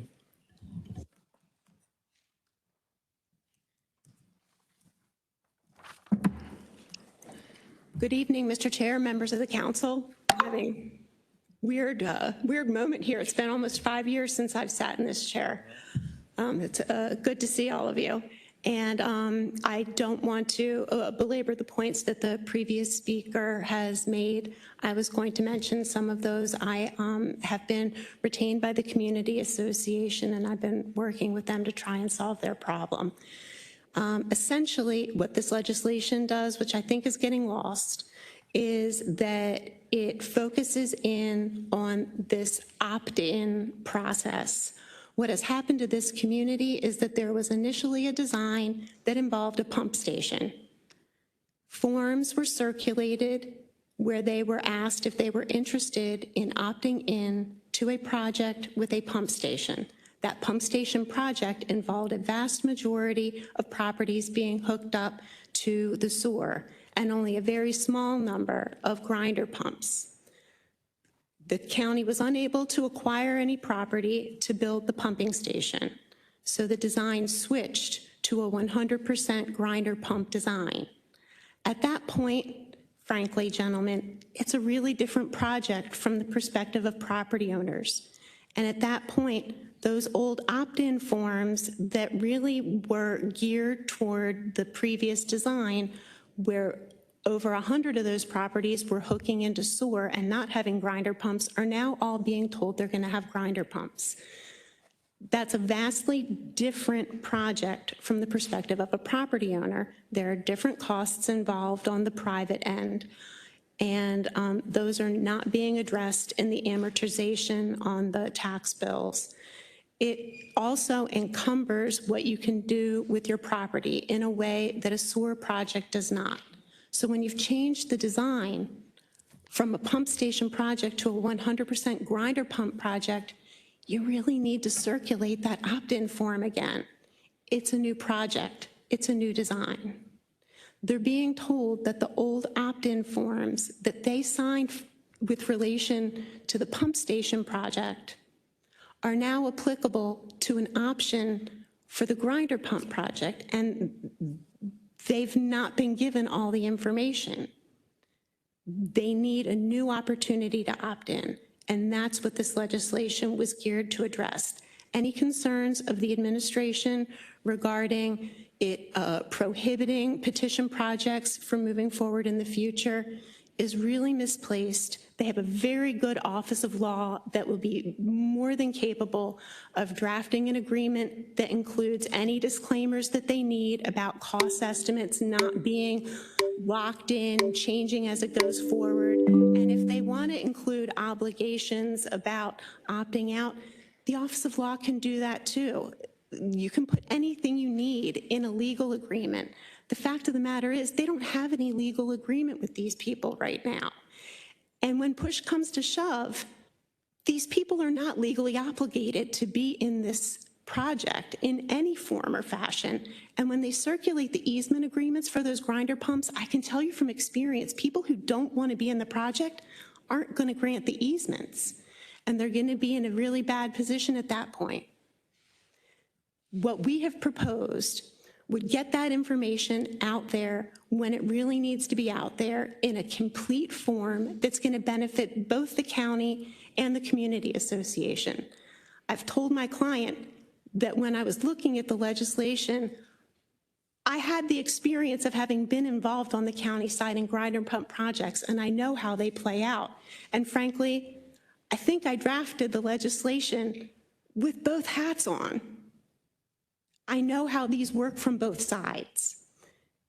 They really need to have a legal obligation to opt in at the right time. And that hasn't been followed through in this project. Councilman Marks. Amy, good to see you. Thank you for your work on this. So this is a good bill for all of Baltimore County, correct? Yes, sir. And I would like to point out that I never would have drafted something with just this specific community in mind because I had both of those hats on. I mean, the form is just not sufficient the way it's being handled right now. Right. Hear that now. It's not a special law. So it's about transparency and disclosure, correct? Yes, sir, That's at what the it's about. appropriate time. And it's an appropriate time for both the county side and the community side. And it's about homeowners knowing their obligations. Yes, sir. Okay. And also protecting their constitutional property rights. Okay. Thank you, Ms. Grassi. Thank you. Good to see you. It's good to see you. All right, Ms. Belcastro, next speaker. Our next speaker is Sharonda Hoffman, who is on virtually, followed by Danielle Williams, who is also on virtually. Ms. Hoffman, you may begin your testimony. Thank you so much, Ms. Belcastro. Good evening, Council Chair Artel and the rest of the council. Thank you for bringing up complicity, Councilman Patoka. Thank you for your stance on the egregious happenings of the weekend. I hope you are also including our federal partners. Just a note that the Constitution's Supremacy Clause provides that federal law is the supreme law of the land. However, I know no one follows me on social media as of the last time I spoke, but I have made a statement about how it's more oversight over the county executive's office, especially with these MOUs, needs to be done by our council. Again, on the theme of complicity, during the meeting, Councilman Marks referenced an email that he received which contained a critical message about his bill. The email accused him of introducing an anti-Baltimore County bill that will undermine the approval process established by the Baltimore County Planning Department. Everybody has no idea what you're talking about that's in the audience. But however, Councilman Patoka also commented on the audacity of sending such an email, highlighting the importance of balancing community and economic growth. Now, as a planner and a councilman, how do you have an opinion on something you didn't read? I am a little concerned every week that there is somebody that always is complaining about a constituent stating their opinion. I want to thank Councilman Jones for stating the obvious. Councilmanic courtesy is going a little bit too far in this council if people can't complain.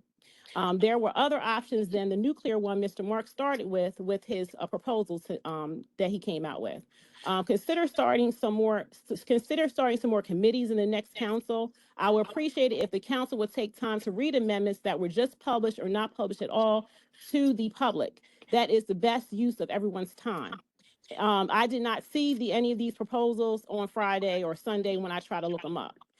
Please also have hearings on the following issues so the public can understand what is going on. We still don't know what's going on with that $100,000 secret settlement and how the council signed off on a blank check without your council even telling you what it was for. We also should have a hearing on the MOU with the DOJ and the lack of candor of the administration. Also, the lack of the administration providing information requested by the Inspector General's office. Thank you, Council Chair Artel, for trying to be the bridge, but I didn't think that was your job. I thought it was the Chief of Staff. Now, if a subpoena was provided to an elected official and the information was withheld, that intentionally, that is a concern, and it also could be criminal.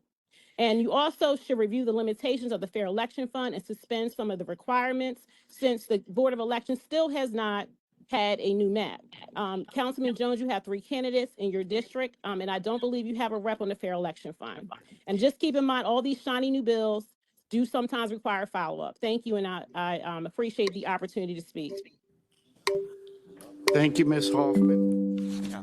Thank you, Ms. Hoffman, for once again explaining to us our jobs. Ms. Belcastro, next speaker, please.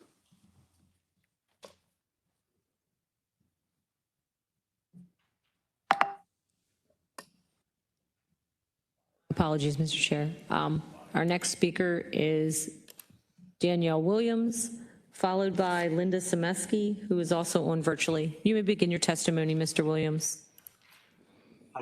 Hi, thank you. Good evening, gentlemen and gentleladies. Dan Williams again, representing my homeowners association, 30 plus homeowners once again that have unanimously come to me and asked that we do everything in our power to prevent 24/7 dining establishments from being built so close to the homes. I know I'm not the only one from this community that is expressing unanimous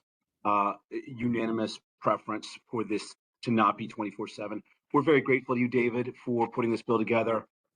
We hope that it can be refined and put back before this board, that I can understand, or we can understand, why as written it has not been currently passed.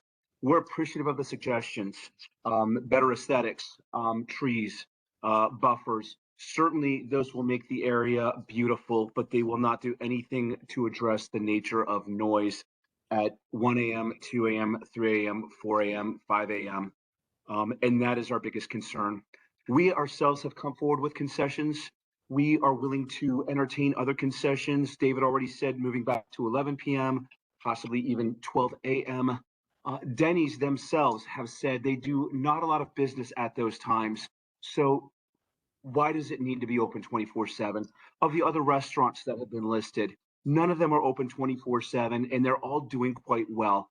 There is simply not a need for 24/7 dining operations so close to homes.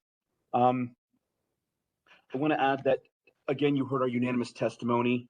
In some cases, some people, some of the council members advise what they think we should want, and we have pretty much rebuked every notion of what is okay for us to accept by saying we will absolutely not accept 24/7 dining. We hope we can revisit this matter. We're going to keep on fighting for this. And just to remind you, the council, with all the local areas in the greater part of Honeygo voicing strong agreement for this bill to pass, I can't understand why, on behalf of your constituents who have voiced such strong support for this bill, you have voted against it. So again, you represent your constituents. This is the ask of your constituents. David Marks, thank you very much for representing us exactly as we would have hoped you would. Thank you, that's all. Thank you, Mr. Williams. We appreciate you being here. Next speaker is Linda Semeski, who is on virtually, followed by Mary Harvey.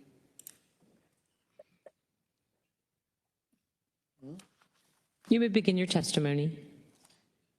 Hello, Mr. Jones. Thank you for your involvement to date in this matter. We are here again 2 months after we were here originally regarding the actions of the owners of Rancho Sosa and its destruction of our property, the environment, and our way of life. Unscrupulous contractors have paid the Sosas to dump contaminated fill from the State Highway Administration and other sites onto their property. We understand that they were paid to take an estimated 5 acres or up to 1,000 dump truck loads of unpermitted fill from SHA sites and dump it onto their property. That property is an RC8 conservation zone next to the watershed. This has been ongoing for over 2 years with little oversight. In early 2025, the Maryland Department of the Environment conducted a site visit. It issued a corrective action recommendation that this fill must be removed because of its sheer volume rising up to 20 feet because core sampling could miss contaminated areas. They also referred to the State Attorney General for investigation. Despite all of this, Mr. Blevins, Baltimore County Sediment Control, has chosen to override MDE's corrective action recommendation and help the Sosas retroactively receive a permit for this illegal fill, stating that removing it would cause more destabilization of the fill than keeping it. In fact, there's been major destabilization due to erosion of this probably contaminated fill that has also caused major flooding into our stream, into our wells, and the watershed. That does not seem to concern Mr. Blevins, Mr. Tablata, Mr. Gutwald, Mr. Whitlock, or Marie King of the MDE. Mr. Blevins has been confrontational and has insisted that we, who have no access to the Sosas property, prove that the fill is contaminated. On 2 occasions, he has stated that he would guarantee me that it was not contaminated. When I requested in writing what knowledge he had to support the statement, he has failed to respond, nor has he provided any testing or investigative findings. There have been multitude of unexplained animal deaths on that property. We do not want members of our community to be next. We don't want our wells contaminated and our streams routinely flooding over roads and bridges. Ms. Sosa is scheduled to go to federal prison in December for wire fraud. She and her husband still continue to violate Baltimore County Code and Maryland law with impunity while we are allowed to suffer both physical and emotional impact of their egregious actions. We do not understand the extreme measures that Baltimore County code enforcement personnel engage in to retroactively secure permits for the SOSA's repeated violations of Baltimore County code and Maryland laws.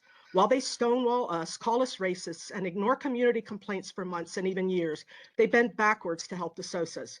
We request again that you all intercede and require that Baltimore County code enforcement seek an injunction requiring that the SOSAs remove this probably contaminated fill as recommended in MDE's corrective action order.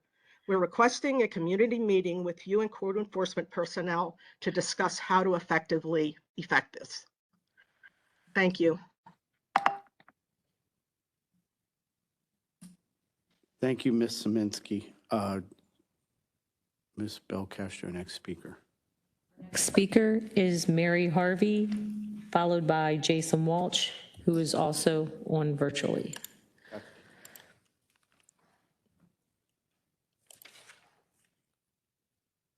You may begin your testimony. Ms. Harvey? Yes. You are. I attended a Baltimore County council meeting September 2nd in person about code enforcement or lack of. My neighbor has a landfill that is eroding away across his property into mine. This landfill is made up of highway contaminated fill dirt from a SHA site per code investigator, Mr. Frank. The road project contractor paid the SOSAs to take the highway contaminated dirt. The SOSAs have had 2 dead cows laying in the field, one in April and one in the week of September 28th of this year. I sent pictures to Mr. Jones via email. My neighbors have also approached me about the dead bull and 5 sheep that have died this year. They are very concerned and want to know what is being done about the landfill. MDE was here on my property to look at the landfill pond Mr. Sosa has been illegally renovating to his liking. There are no permits for his pond construction or landfill, but there is waste and debris remaining. This highway waste needs to be removed as soon as possible. It seems trash can lids get more attention than dead animals or possibly dead people. Thank you. Thank you, Ms. Harvey. Ms. Belcastro, next speaker. Mr. Walsh. Our next speaker is Jason Walsh, followed by Thomas Costello. Mr. Walsh, you may unmute yourself and begin your testimony when you're ready.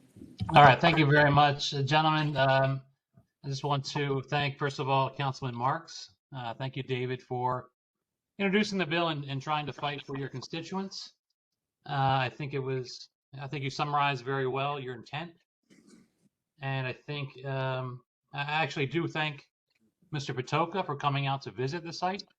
I think it's vital that all the councilmen actually see the video or pictures that you do have and see how close the houses are going to be to any proposed restaurant that's going to be in that plot. I did some measurements. Our closest residents are about 400 feet away, but the residents that are right on that site are just a matter of a few feet away from the proposed parking lot and the proposed 24-hour restaurant. I didn't think I was going to say this tonight, but I do agree with Mr. Jones, and I'm questioning kind of why the carve out was made for fast food to be 24 hours, because we don't also need a 24-hour, not to put any names out there, Taco Bell or whatever it could be. We don't need a drive-through lane that's operating 24 hours either. I started my testimony the last 2 times pointing out Resolution 4621, where we worked with the developer of this property to introduce a bill that made sense for everybody. And that developer just bypassed us in this process. Didn't want to talk with our group because we actually may have cost them money in the past because they didn't get exactly what they wanted. In negotiations, nobody gets exactly what they want. That's the whole idea. You lose a little bit on each side, but you get to a point where it makes sense. And to say that we're just going to do whatever we want because developers want that doesn't make sense. And the community is here and living in the space. The developer in this situation, one lives in Hawaii, one lives in Colorado. I'm not against any business. I'm not against making a buck. You know, they bought this property years ago. But the point is, in this situation, it just doesn't make sense for the use that they want to use it for. Again, David, thank you very much. I think this is just kind of a disappointing end, and I hope that Mr. Patoka or Mr. Koch, I think both of you maybe said you have some potential bills that you would sponsor in the future that might give rise to potential issues that could be solved by not just this property, but all the properties in the Honeygill area, because we do spend a lot of money to get these houses. We pay a lot of taxes to live in these houses. And it would be a shame to see property values decline because of 24/7 operations or because of any other infraction that wants to come along. And we give exceptions to developers, and then we lose value on our property because we've given that exception, working in good faith with them when they did not work in good faith with us. So I thank you very much to the council. Thank you, Mr. Walsh. Next speaker, Ms. Belcastro. Our next speaker is Thomas Costello. Mr. Costello, you may unmute yourself and begin your testimony. Good evening, council members. I'm Thomas Costello. I've both written to you and testified twice in support of Bill 7225. I just want to restate some points that I've shared previously so I leave a consistent message with you. While I'm sure some of you will sleep peacefully tonight, this matter has stirred significant anger amongst many residents in our community. Berms, buffers, landscaping alone simply will not work here. Just as a reminder, I'm a lifelong Perry Hall, Baltimore County resident, former vice president of the Forge Reserve community. I spent years working to protect and strengthen our neighborhood along with Mr. Walsh. I also served on the community task force that worked directly with Southern Land and Councilman Marks to shape the development plan that brought the Gatherings, Valvoline, Autobell, and Wawa. As I mentioned before, that collaboration was built on trust and transparency. Unfortunately, that all went down the drain when the planned Steak and Shake with normal operating hours fell through. Southern Land bypassed us completely, along with Councilman Marks, signed a deal with a 24-hour Denny's just feet from residential homes. Even worse, they used tactics designed to mislead, making the community, making you all believe one thing while pursuing something completely different. We were left in the dark, only learned about the deal once it was finalized. This was not just a misstep, it was deliberate breach of trust and profoundly disappointing. Bill 7225 was really more than just about one restaurant. It was about protecting every community within the Honeygill Overlay District, which makes up much more than just our neighborhood. It's all across Perry Hall and White Marsh, setting clear standards, ensuring that commercial development complements, not conflicts, with surrounding homes.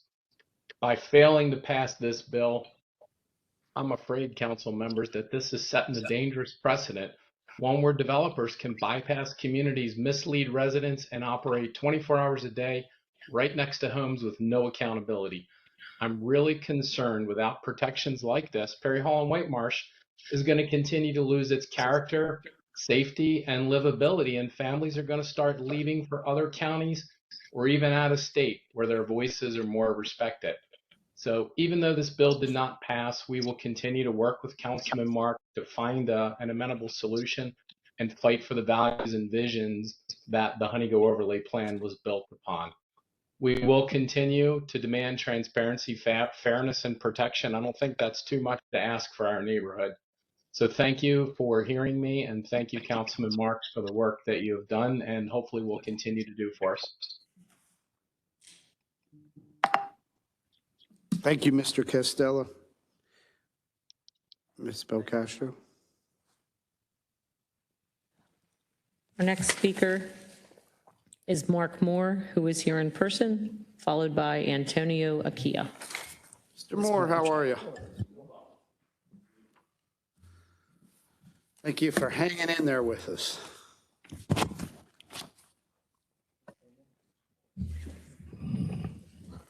Good evening. I was here last week, and my name is Mark Moore. I'm the president of the Citizens to Preserve the Community of Perry Hall Manor. Councilman Marks, again, thank you for your continued support for our community and for introducing the Bill 7725, requiring DPW to provide homeowners their detailed financial and project details and to confirm property owners' ability to choose whether or not to connect to public sewer system if their current septic system is functioning. As you heard last week and again this evening with Ms. Grassi and other speakers, in 2022, our community was prompted to make decisions without all the available information. That included who will have a gravity-fed sewer system, who will have a grinder pump, and being unable to add a bedroom or a bathroom. That we just learned about that in September of 2025. And what that would do if we added it. Currently, we're told that we would void the lifetime Baltimore County warranty on our grinder pumps. We since have asked the county, can we put a larger pump in at our expense when the project is stood up, to which they said no, that we couldn't do that. So we currently want to talk with them and try to come to some conditions for that, because as the example that Director Buckler made last week from this exact table was to add a 10-bedroom addition to a house. Our community, the likelihood of that happening in our community is, well, you can guess. And then the other item that we recently learned about grinder pumps, which is turning some people off in our community, is again about the lifetime warranty. We feel that if we have to have a grinder pump and the county is going to provide us a lifetime warranty, that we want it to go truly for a lifetime. And we're told that if a child or a guest flushes the wrong item down, whether it be a little Matchbox car or an item maybe that gets flushed instead of thrown away, that would void the warranty. A consideration would be if the homeowner did wrong to fix the grinder pump, restore it to operation, and then restore the lifetime warranty through the county. So we want to have continued conversations with DPW director and other staff members to try to come to an understanding and a consideration. We've asked for the legal documents about adding the bedroom and bathroom as well as the maintenance agreement. We don't have that information yet, but we're hopeful that these conversations last week, this week, as well as the bill, that we are getting additional information and hope that that will continue. So just going on, speaking 7725, as I already said, will allow us to get additional information as well as have the individual homeowners to be able to make the decision. As Ms. Grassi said this evening, it's a completely different design, and we deserve the right to have a decision. And so I think with the conditions that I spoke about, the lifetime warranty, I think more people in our community would be willing to connect to the public sewer system, which would be a win-win, and less people would want to opt out. So I appreciate your time this evening and hope that we can get your support for this as well. Thank you. Mr. Moore, a quick question. Is it your, I'm asking you, are you of the belief that based on, or has this been, I guess, this information given to you as far as the grinder pump, by opting in with a grinder pump, is the belief that you cannot then expand, like you can't put another bathroom in, or? You get penalized. You would lose the lifetime. So you lose the lifetime warranty if you do any kind of. Since this is a health project, because we do have some failing systems in our community, what we learned just in September of 2025, understand this project started in 2018. We were asked to sign the paper in 2022, so 3 years ago, before we knew any of this about voiding our warranty, or even that we were going to get a grinder pump, because we didn't, as I shared last week, we didn't find out which houses were going to get grinder pumps, even though the design was 90+% complete, even though that map was available. We didn't obtain that until last month when I submitted the PIA. So, but yes, it is the understanding with the additions that we would lose that lifetime warranty, even if it was just one bathroom. Understand today, some of our houses are 2-bedroom, 1-bath, 3-bedroom, 1-bath. And we're all, or not all, but 95, 98% of our homes are rancher-style homes, which is ideal for an older parent to move in and us help, or even young children or that move in and take care of us as we get older. And to add a bedroom or a bathroom, we don't feel would add that much, be that much extra taxing to the sewer system, nor in many cases change the pump required, because as DPW has shared with us thus far, every home in our community will have the same type of pump. So while we do have some that have 4 or 5 bedrooms and 3 or 4 baths, we still have some that have 1 bathroom. So we feel that we wouldn't exceed whatever that load is for a pump. And if we did, our community, several community members have expressed they would be willing to pay the upcharge at the beginning to have that coverage. It's good to know. Thank you for your time. Yeah, absolutely. Thank you for being here. Okay. Thank you, sir. Ms. Belcastro, next speaker, and is this our last, or? This final speaker for this evening is Antonio Aquia, and he's registered to be virtual, but I have not been able to locate Mr. Aquia on our attendee. He was here last He was week. here. I don't did. see him. Yes, he did appear in person at the work session, but he is not online and he is not on by phone either. We have 3 people on by phone and none of them match the phone number, so. Okay. No one else? All right. We're officially adjourned now. Thank you, everyone. Be careful going home.